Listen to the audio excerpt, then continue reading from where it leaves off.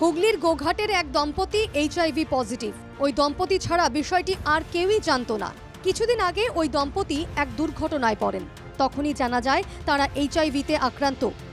বিষয়টি গ্রামে ছড়িয়ে পড়তেই ওই দম্পতির ছেলেকে স্কুলে ঢুকতে দেওয়া হচ্ছে না বলে অভিযোগ। শুধু তাই নয়, এইচআইভি আক্রান্ত ওই পরিবার এবং তাদের সঙ্গে জড়িত আরও 5টি পরিবারকে সামাজিক বয়কট করা হচ্ছে বলেও অভিযোগ। এবং সেইটা নিয়ে আমাদেরকে নানান দিক থেকে সামাজিকভাবে নির্যাতন করছে, অপমান করছে, বয়কট করছে। বিশেষ করে এখন সমস্যা হচ্ছে আমাদের ওই ভাইপো, তার স্কুলটি নাকি 1 মাস যাবৎ বন্ধ করে দিয়েছে হেড দিদিমণি বা অন্যান্য সহশিক্ষক শিক্ষিকাদের। আমরা বারবার চেষ্টা করছি কিন্তু কোনোভাবে স্কুল পাঠাতে পারছি না।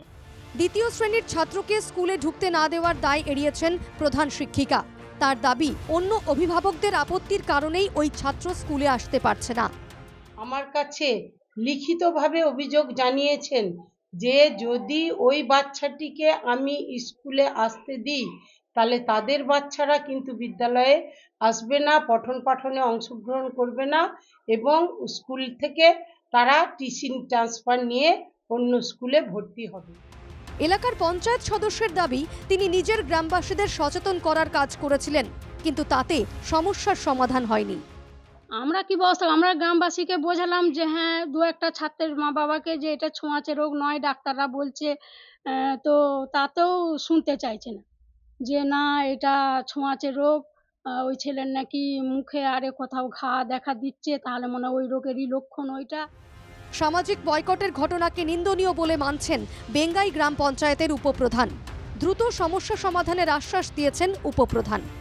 এবং তাকে সামাজিকভাবে যে বয়কট করা হচ্ছে এটা ঠিক না, কিন্তু এটা আমরা প্রশাসনিকভাবে এটা আমাদের তীক্ষ্ণ নজর আছে, এটার উপর আমরা তীক্ষ্ণ নজরদারি রাখছি এবং আমাদের ঊর্ধ্বতন কর্তৃপক্ষ প্রশাসনের কাছেও আমরা জানিয়েছি, ওনাদের হেডমাস্টার মশাইকেও জানিয়েছি যাতে এই ধরনের ঘটনা যাতে না ঘটে, অপ্রীতিকর ঘটনা না। বিভিন্ন রোগ সম্পর্কে মানুষের মধ্যে যে আজও সচেতনতা গড়ে ওঠেনি বা আজও তারা প্রাচীন ধ্যান ধারণা আঁকড়েই পড়ে আছেন, গোঘাটের এই ঘটনা তারই প্রমাণ। প্রশ্ন উঠেছে, তাহলে কি সরকারের বিভিন্ন সচেতনতামূলক প্রচার এখনও সকলের কাছে পৌঁছতে পারেনি? হুগলির আরামবাগ থেকে তুহিন পাত্রর রিপোর্ট, NKTV বাংলা।